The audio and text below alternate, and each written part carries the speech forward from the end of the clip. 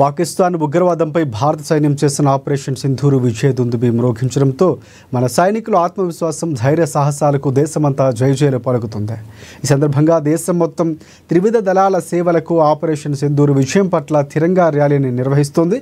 ఇందులో భాగంగా వికారాబాద్ జిల్లా తాండూరు నియోజకవర్గంలో పట్టణ కేంద్రంలో తిరంగా యాత్ర నిర్వహణ సమితి ఆధ్వర్యంలో పార్టీలకు అతీతంగా కుల సంఘ నాయకులు తదితరులు భారీ ఎత్తున ర్యాలీ నిర్వహించారు. పురవీధుల గుండా భారీగా 75 అడుగుల త్రివర్ణ పతాకాన్ని యువకులు ర్యాలీగా తీశారు. అదేవిధంగా ప్రధాన ఇందిరా చౌక్ ప్రాంగణంలో వందే మాతరం జాతీయ గీతాలను ఆలపిస్తూ మాజీ సైనికులకు సన్మానించారు. తాండూరు అసెంబ్లీ కేంద్రంలో మొన్న జరిగినటువంటి ఆపరేషన్ సింధూర్లో విజయం సందర్భంగా నరేంద్ర మోడీ గారి ప్రభుత్వానికి వివిధ దళాలకి మద్దతుగా పార్టీలకు కులాలకు మతాలకు అతీతంగా ఇవాళ పురవీధుల గుండా భారీ ఎత్తున దాదాపుగా 3000 మందికి పైగా ఇవాళ తిరంగ యాత్రలో పాల్గొనడం జరిగింది.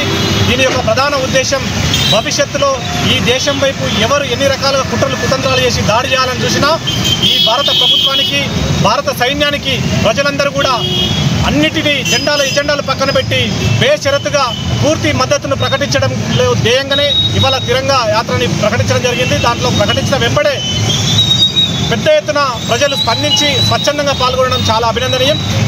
రాబో రోజుల్లో పాకిస్తాన్ లాంటి దేశాలు ఈ దేశం మీద కుతంత్రాలు చేస్తే కూడా ఈ దేశ వివిధ దళాల శక్తి సామర్థ్యాలకి వాళ్ళ యొక్క టెక్నాలజీ సాంకేతికత కాకుండా ఈ దేశ ప్రజల మద్దతు కూడా ఉందనేటటువంటి విషయాన్ని ప్రపంచానికి తెలియాలనే ముఖ్య ఉద్దేశం.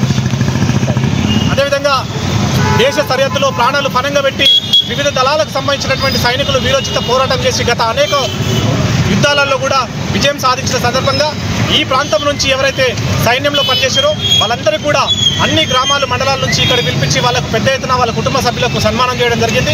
ఇదొక స్ఫూర్తి ద్వారా మరి భవిష్యత్తులో కూడా ఈరోజు దేశ సరిహద్దులో పనిచేయడం కోసం సైనికులుగా ఈ ప్రాంతం నుంచి కూడా పెద్ద ఎత్తున వెళ్ళడానికి వాళ్ళని స్ఫూర్తిదాయకంగా తీసుకోవాలనే నేడు మన తాండూరు పట్టణంలో ఆపరేషన్ సింధూర్కు విజయం సాధించిన తిరంగా ర్యాలీ నిర్వహించడం జరుగుతుంది. ముందుగా దీనికంటే ముందు మన పెహల్గాం ఘటనలో అమరులైనటువంటి మన పర్యాటకులకు వాళ్ళ ఆత్మ శాంతించాలని, అలాగే వారి కుటుంబాలకు దేవుడు ఎల్లవెల్లలా అండగా ఉండాలని, అలాగే మన 140 కోట్ల భారతీయులు కూడా ఎప్పుడు వాళ్ళకు అండగా ఉంటామని కోరుకుంటూ మన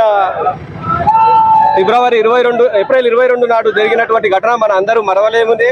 ఎందుకంటే పర్యాటకులు వివిధ రాష్ట్రాల నుంచి సందర్శనకు వచ్చిన వారిపై దుర్ఘటన జరగడం చాలా బాధాకరం. ఎందుకంటే మన ఒక స్వతంత్ర భారతదేశంలో ఇలాంటి చర్యలు జరగకూడదు. కానీ కొందరు ముష్కరులు పాకిస్తాన్ నుంచి వచ్చి ఇక్కడ మన దేశంలో అశాంతి నెలకొల్పాలని చూస్తున్నారు. దానికి పర్యవసానంగానే మన యొక్క భారత ప్రభుత్వం ఆపరేషన్ సింధూర్ నిర్వహించడం జరిగింది. ఇందులో మన త్రివిధ దళాలు తన శక్తినంతా కూడగట్టి 3 రోజుల్లోనే ఇట్టి ముష్కరులను